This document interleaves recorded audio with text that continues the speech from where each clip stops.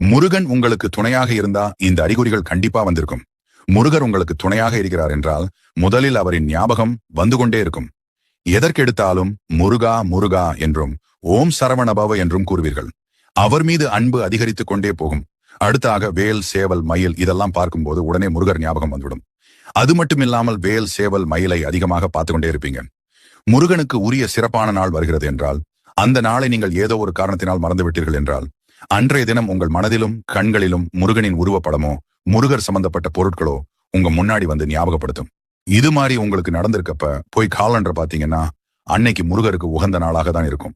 விசாக நட்சத்திரம், கிருத்திகை, செவ்வாய்க்கிழமை, சஷ்டி இது மாதிரி ஏதோ ஒரு நாளாக இருக்கும். நீங்க ஒரு கஷ்டத்துல இருக்கும்போது உங்களுக்கு உதவி செய்ய ஒருத்தவங்க வருவாங்க. அவங்க பேர் கண்டிப்பா முருகன் பேர்கள் உள்ள ஒருத்தவங்களாகத்தான் இருப்பாங்க. அடுத்து மனசுக்குள்ள ஏதாவது ஒண்ணு போட்டு குழப்பிட்டு இப்ப நம்ம எடுத்திருக்கக்கூடிய இந்த முடிவு சரியா தப்பான்னு குழம்பி